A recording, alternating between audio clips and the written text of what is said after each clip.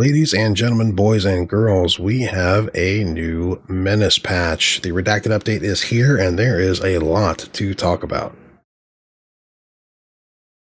I'm not going to cover everything, obviously, but I am going to hit some of the highlights that stood out to me. The workshop is here. The workshop will now be unlocked through an event after playing at least one construct operation, and it will now show up on the left sidebar of the star map. Any existing construct loot items that you own and existing saves will not work with the new workshop. However, the change is compatible with your current saves. It's not going to break any of your save games, which is good news. The remove wreckage skill has now been implemented for all player units. They've added the new construct master unit. They have added a new mercenary walker to the pirate faction for the mid-game. The promotion tax mechanic has been removed, and they've added promotion cost factor based on the leader tier instead, so the star rating of the squad leaders and pilots.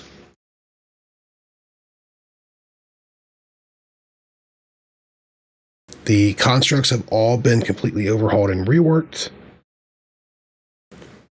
The leader states in terms of weary, exhausted, bruised, and injured are now displayed better during mission prep and in the armory. The cut fence skill is no longer usable while inside vehicles or bunkers. I didn't even know that was a thing.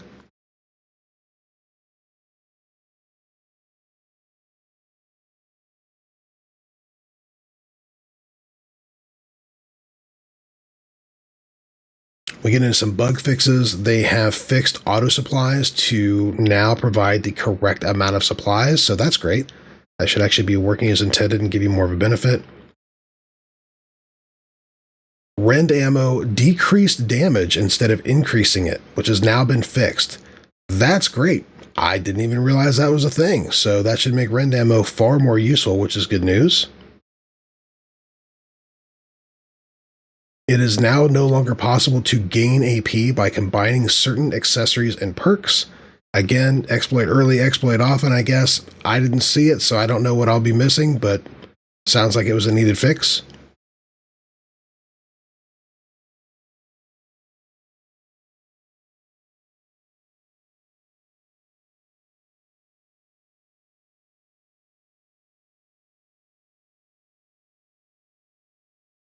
Under the balancing section, it looks like Ivy's gotten several changes.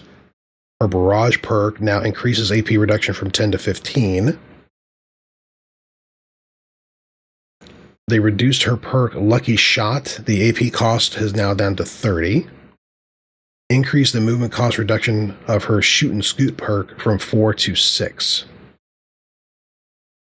All squad leaders and vehicles have had their base supply cost reduced, but they've increased the base supplies for all difficulties, increased the squatty tax, and added the rank promotion costs. Seeing how all of those interplay will be interesting. Remove the ability of mining lasers to destroy cover. That's a little unfortunate. They have adjusted the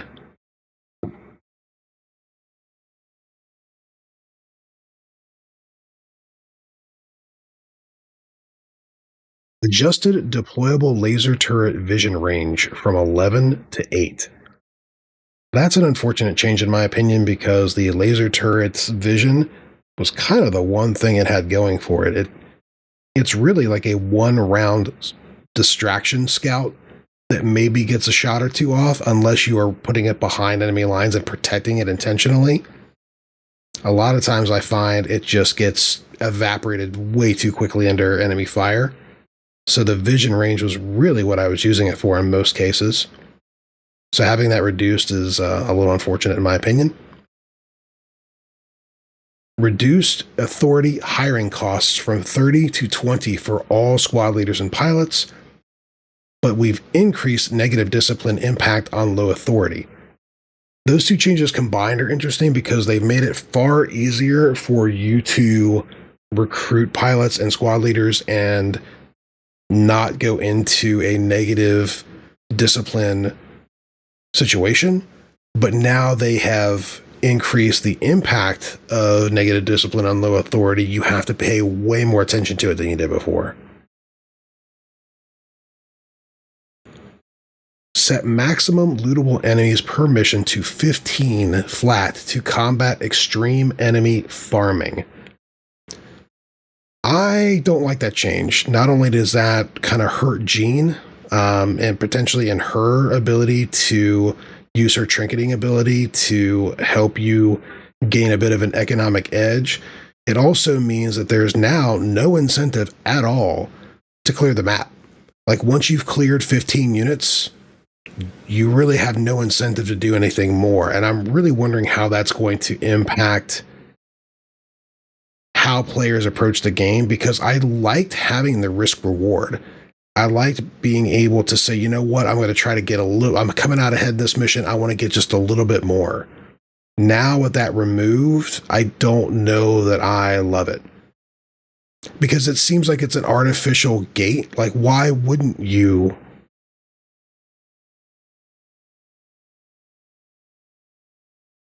Like, I understand the intent of what they're trying to do. I don't know that I like it.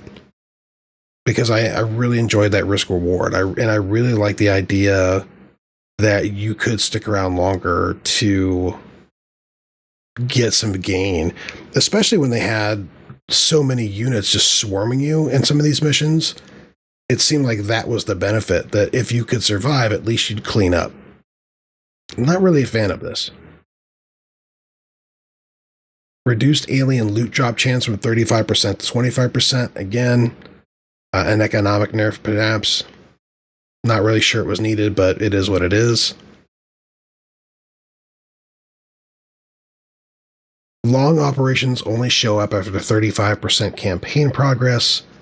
This is probably a good change. It should smooth out the difficulty of new campaigns as they're starting out, so you don't get locked into a longer mission when you really aren't set up for success. They have increased the black market item selection for vehicles, special weapons, and vehicle weapons. That's a welcome change. Love having more options available to me in the black market.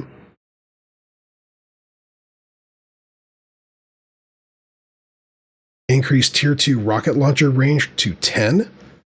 Love to see it. Don't know that I'll love it when I'm on the receiving end of it, but using it on my side, Increase the tier 2 rocket launcher range to 10. Love to see it. Not sure I'll love it when it's being used against me, but I think it will be a benefit when we're using it.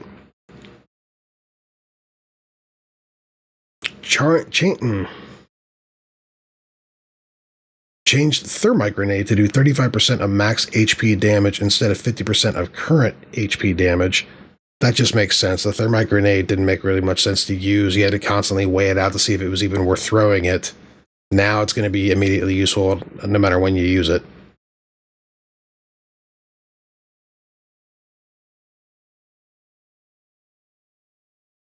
Reduce construct loot trade value across the board. Again, we see the economic nerfs.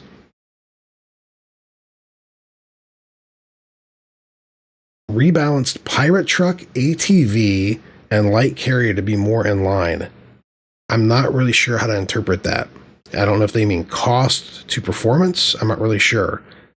Buffed ATV to actually be useful now. Again, that seems really vague, and I really wish there was more of a breakdown of what that meant.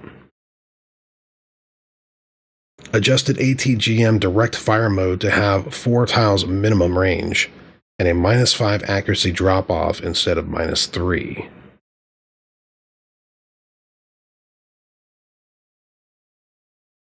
Then we get into some mission changes. Slightly increased reinforcement timers on all defense missions, so enemies will spawn reinforces for more rounds.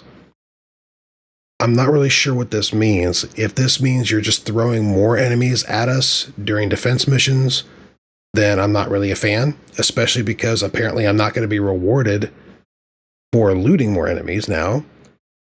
But if you're saying that you're going to have the same number of units, but you're spreading them out so they'll be reinforcing over the course of more rounds and not feel like there's just a bulk of them that hit at once, that get in a burst, like round 4, everybody comes to the party, then I'm a fan of that change.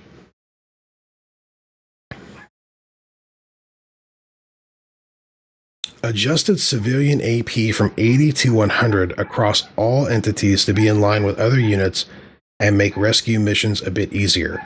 That I like. That should hopefully get them running a little bit further from enemy units that are trying to kill them, which is always a good thing.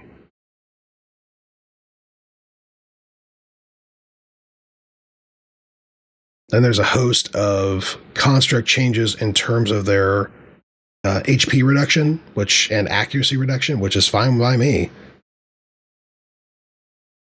But again, removing the loot from floaters is again just another economic nerf.